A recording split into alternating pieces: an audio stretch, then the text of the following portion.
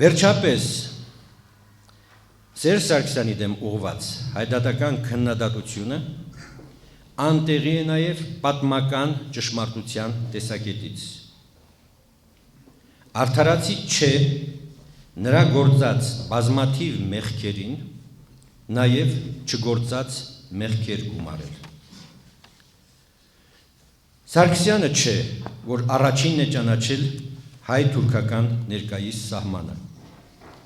Նրանից առաջ դա արել են դաշնակները եւ բոլշևիկները Ալեքսանդրապոլի եւ Ղարսի պայմանագրերով։ Նա չէ, որ հրաժարվել է Թուրքիայի նկատմամբ տարածքային նկրտումներից կամ պահանջներից։ Դա արել է Ռոբերտ Քոչարյանը։ Նա չէ, որ Թուրքիայից պահանջելով ճանաչել հայոց ցեղասպանությունը, ի պատասխան ստացել է պատմաբանների հանձնաժողով ստեղծելու առաջարկը։ Այդ բանն արել են Քոչարյանն ու Վարդան Օսկանյանը։ Նա չէ, որ Ղարաբաղը դուրս է մղել կարգավորման գործընթացից։ Դա եղել է Քոչարյանի, Օսկանյանի եւ Արկադի Ղուկասյանի սև գործը։ Եվ վերջի վերջո Սարգսյանը չէ, որ նվաճել է մադրիդյան սկզբունքները։ Դրանք նա ժառանգել է Քոչարյանից ու Օսկանյանից։ Այս հարցերում Սարգսյանը պատասխանատու է միայն այնքանով, որքանով մաս է կազմել Քոչարյանի վարչակազմին, ընդ որում ոչ ավելի, քան վերջինիս մաս կազմած կամ նրան սատարած մնացյալ ուժերը, որոնցից ոմանք այսօր փորձում են ընդդիմություն խաղալ եւ այդ կերպ խուսափել պատասխանատվությունից։ Հայ-թուրքական արձանագրությունների քննադատության հարցում կոնգրեսի պասիվության կամ անսկզբունքայնության վերաբերյալ տպավորությունը արդ բխում է վերջինիս դիրքորոշումը հայդատականների ավելի սուր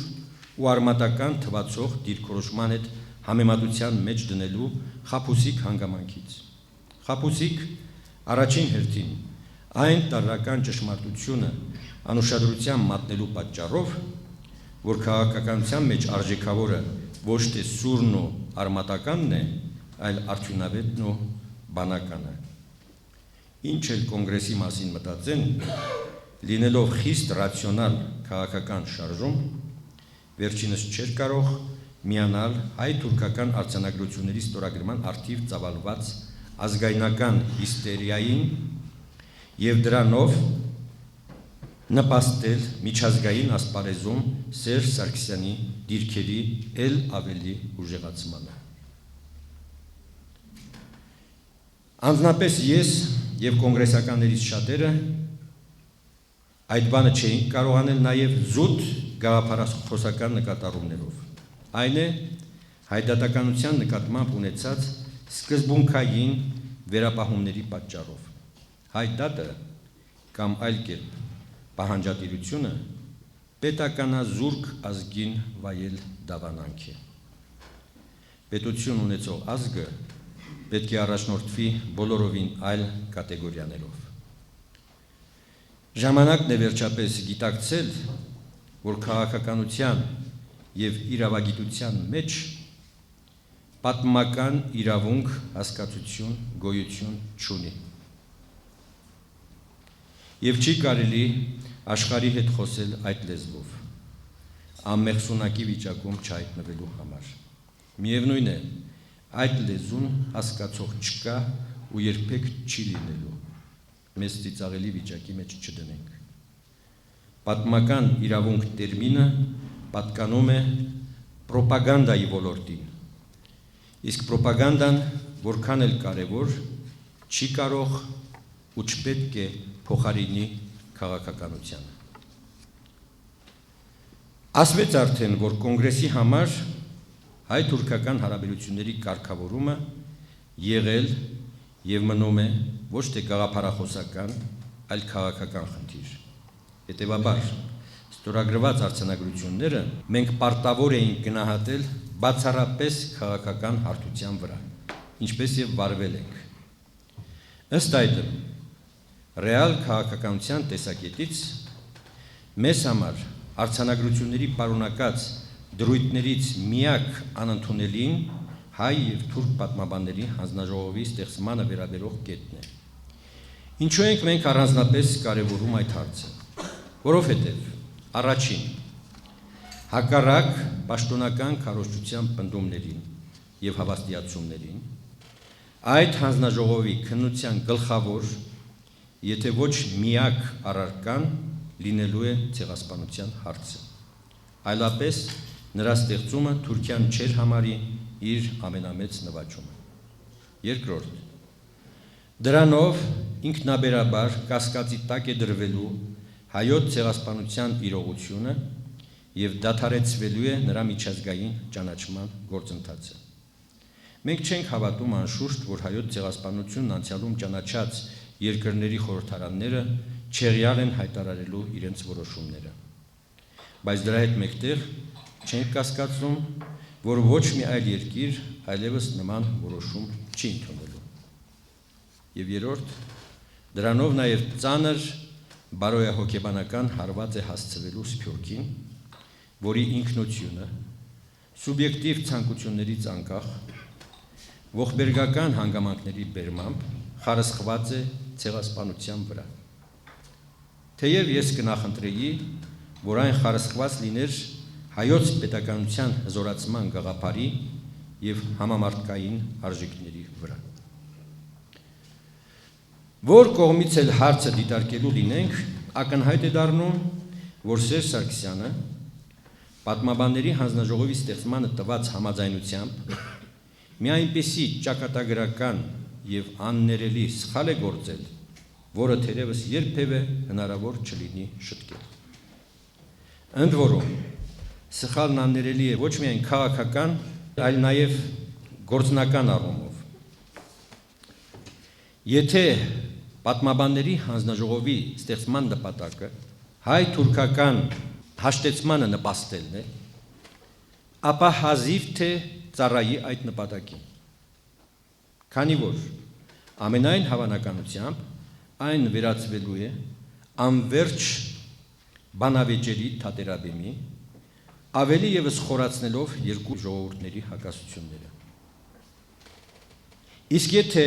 հանձնաժողովի ստեղծման հարցում դրսևորած զիջման դիմաց Հայաստանի դիվանագիտությունն ակնկալում է հասնել հայ-թուրքական սահմանի բացմանը, ապա այդ զիջումը միանգամայն անհարկի է, քանի որ սահմանի բացման հարցը կախված է ոչ թե դրանից, այլ Ղարաբաղյան խնդրի լուծումից։ Այսինքն, պատմաբանների հանձնաժողով ստեղծվեր թե ոչ, միևնույն է, Ղարաբաղյան հակամարտության կարգավորումից հետո կարգավորվելու էին նաև հայ-թուրքական հարաբերությունները, եւ սահմանը բոլոր դեպքերում բացվելու էր։ Այնպես որ, եթե պատմաբանների հանձնաժողովի ստեղծումը սովորական առևտրային գործարք էլ համարենք,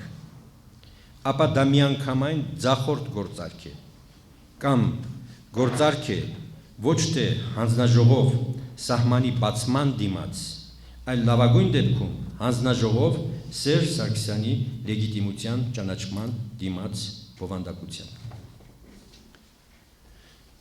Ի տարբերություն մյուս քաղաքական ուժերի, որոնք պատմաբանների հանձնաժողովի ստեղծման առթիվ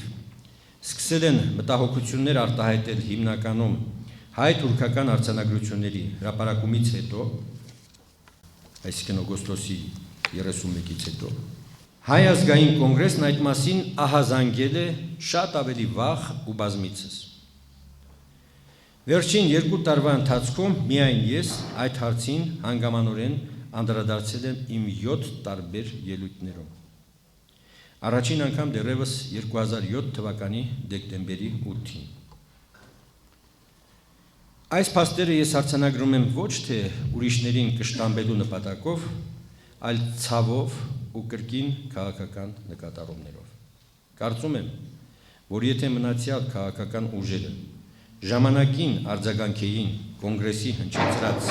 ահազանգերին եւ կենտրոնանային բացառապես տվյալ խնդրի վրա, նամանավանդ առանց այն պղտորելու պահանջատիրական հարցադրումներով, ապա թերևս հնարավոր լիներ կասեցնել հայ-թուրքական արձանագրություններում պատմաբանների հանձնաժողովի ստեղծման վերաբերյալ դրույթի ընդգրկումը։ Բացի պատմաբանների հանձնաժողովի վերաբերյալ ունեցած սկզբունքային առարկությունից, կոնգրեսն, ինչպես արդեն նշվեց, մտավախություն էր արտահայտել նաև խորհրդարանների կողմից հայ-թուրքական արձանագրությունների վավերացման պայմանի առթիվ։ Նման պայմանն ինքնին խնդիր չպիտի հարուցեր, եթե Թուրքիային հնարավորություն չտար վավերացման հարցը կապել Ղարաբաղյան հակամարտության կարգավորման պահանջի հետ։ Որ այս մտավախությունը անհիմն չէ, հաստատվում է ինչպես թուրքական խորհրդարանում արձանագրությունների վավերացման առթիվ սկսված քննարկումների մթնոլորտով, այնպես էլ այդ երկրի բարձրաստիճան պաշտոնյաների անվերջ հայտարարություններով։ Այս ամենից հետո էլ պնդել, թե իբր հայ-թուրքական հարաբերությունների կարգավորումը կապված չէ Ղարաբաղյան խնդրի լուծման հետ, պարզապես անհեթեթություն է։ Ավելին, այդ համառ պնդումները, որոնք անընդհատ հնչում են թե Հայաստանի, թե արևմտյան երկրների դիվանագետների շուրթերից, ճիշտ հակառակն են ապացուցում։ Այն է, որ հայ-թուրքական կնճիռը եւ Ղարաբաղյան հակամարտությունը լուծվելու են փաթեթով։ Դա ես կանխատեսել էի դեռևս 2008 թվականի հոկտեմբերի 17-ի իմ ելույթում, ավելացնելով նաև, որ փորձ է արվելու այդ փաթեթում ընդգրկել նաև ցեղասպանության ուսումնասիրության նպատակով հայ եւ թուրք պատմաբաններից կազմված հանձնաժողովի ստեղծման հարցը, ինչն այսօր արդեն իրականություն է։ Քննարկված հարցերի առթիվ ավելի հստակեցնելու համար կոնգրեսի դիրքորոշումը հարկ եմ համարում եւս մեկ անգամ շեշտել մեր կողմից բազմիցս ներկայացված հետեւյալ հիմնադրույթները։ Առաջին, մենք կողմ ենք թե հայ-թուրքական հարաբերությունների, թե Ղարաբաղյան հակամարտության շուտափույթ կարգավորմանը, որը հիմնված պետք է լինի փոխզիջման եւ հավասարակշռվածության սկզբունքների վրա։ Դրա հետ մեկտեղ վճռականորեն դեմ ենք հայ եւ թուրք պատմաբանների հանձնաժողովի ստեղծմանը, որը հայոց ցեղասպանության իրողությունը կասկածի տակ դնելուց բացի ոչ թե նպաստելու, այլ ընդհակառակը խանգարելու է հայ-թուրքական հաշտեցմանը։ Երրորդ, Ղարաբաղի հարցում մեզ համար խնդրահարույց է կարգավորման որևէ ծրագիր, որում հստակեցված չէ խաղաղապահ ուժերի տեղակայման պարագան, սահմանված չէ Լաչինի միջանցքի կարգավիճակը եւ ամրագրված չեն հանրաքվեի անցկացման պայմանները։ Չորրորդ, հայ-թուրքական հարաբերությունների եւ Ղարաբաղյան հակամարտության կարգավորման բնագավառներում վտանգավոր զարգացումների կասեցման միակ միջոցը իշխանափոխությունն է, որի իրագործումը սակայն անհնար է, քանի դեռ այդ բանը չեն գիտակցել բոլոր քաղաքական ուժերը եւ չի հաղթահարվել հասարակության զգալի մասի անտարբերությունն ազգային հարցերի նկատմամբ։ Հինգերորդ, քաղաքական ուժերի ջրբաժանը Սերժ Սարգսյանի հրաժարականի հարցն է, ովքեր դա պահանջում են իրական ընդդիմություն են,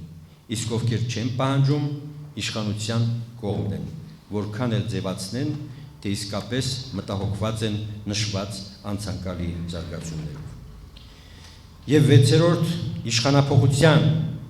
եւ Հայաստանում սահմանադրական կարգի վերականգնման գործում մենք պատրաստ ենք համագործակցել ցանկացած, այդ թվում ոչ գաղափարակից ուժի հետ, բացառությամբ արտաքին ուժերի։ Ես սա շեշտում եմ եւ ինձ համար ամենակարևոր հարցն է։ Բացառությամբ արտաքին ուժերի։ Որքան ինձ հայտնի է, որևէ այլ քաղաքական ուժ այսպիսի հստակ, իրատեսական եւ Հայաստանի ու Ղարաբաղի իրական շահերից բխող դիրքորոշում չի արտահայտել։ Ոչ մի թիզ հող, ոչ մի զիջում կամ ոչ մի հաշտեցում կարգախոսները, որքան էլ հստակ թվացող, ինձ համար քաղաքական դիրքորոշում չեն եւ ավելին հղի են մեր ժողովրդին ազգային աղետի առջև կանգնեցնելու վտանգով։ Իսկ երբ այդ կարգախոսներն ուղեկցված չեն նաև իշխանափոխության պահանջով, նրանք կեղծ ու փարիսեցիական են։ Իսկ այժմ տեսնենք,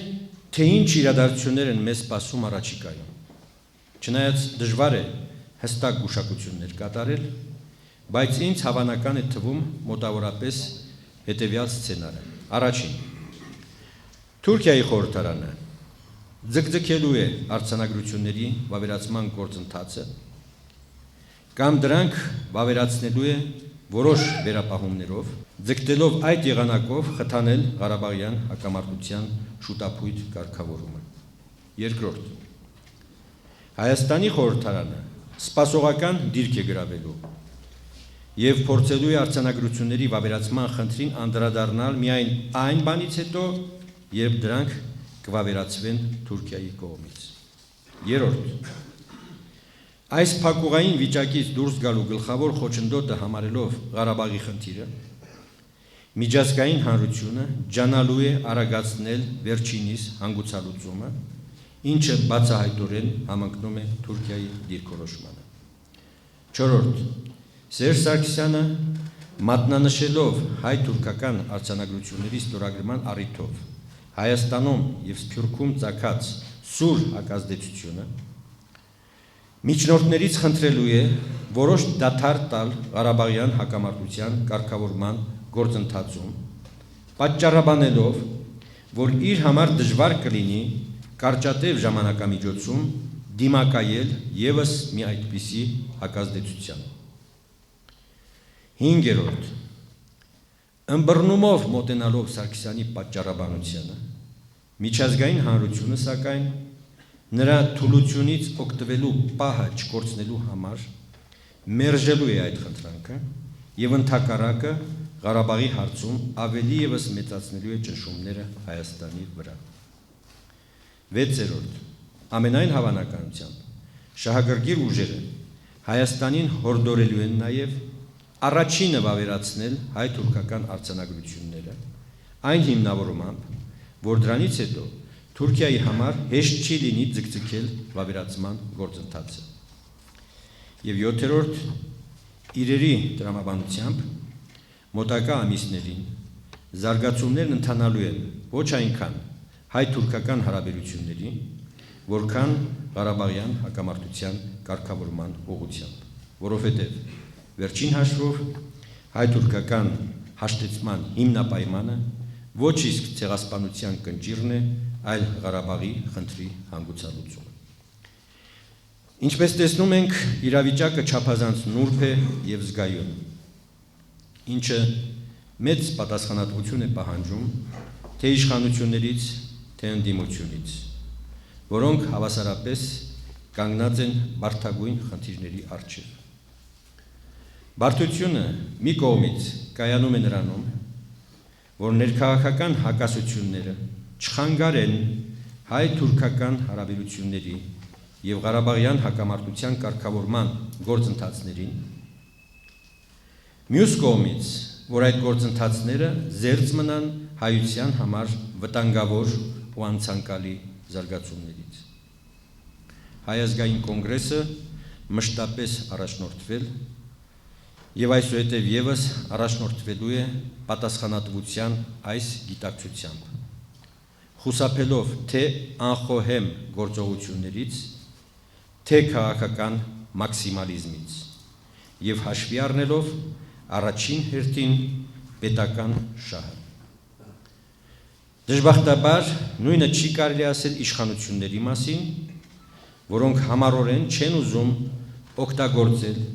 ներքաղաքական խնդիրների լուծման եւ ազգային համերաշխության կայացման միջոցով Հայաստանի դիրքերն ամրացնելու եւ արտաքին մարտահրավերները դիմագրավելու ամենաթանկ ռեսուրսը։ Ինձ համար անհասկանալի է հետեւյալ առեղծվածը։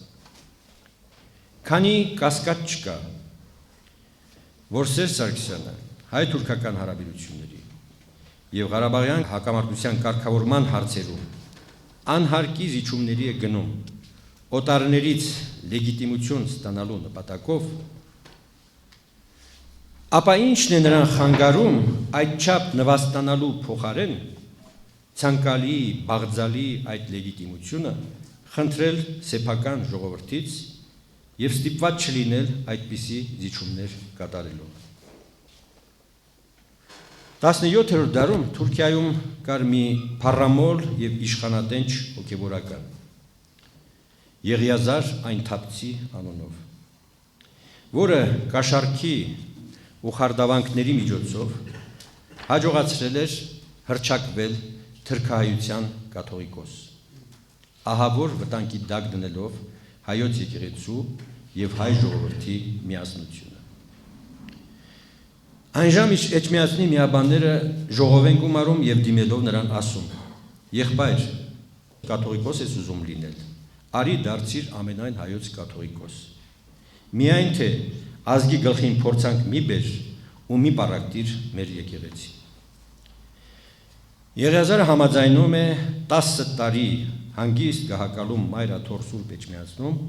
եւ այդպիսով կանխվում է հայոց եկեղեցուն սպառնացող աղետը։ Հայ ժողովրդի ողջ պատմության մեջ ազգային մտածողության ավելի լայնախոհ ու իմաստուն դրսևորում, քան էջմիածնական միաբանների այս որոշումն է, ինձ հայտնի չէ։ Ինչու է Սերժ Սարգսյանին թվում, թե հայ ժողովուրդն ընդունակ չէ հանուն ազգային նպատակների եւս մեկ անգամ նման լայնախոհություն եւ իմաստնություն դրսևորելու, միայն թե ազգի գլխին փորձանք չբերի։ Շնորհակալություն։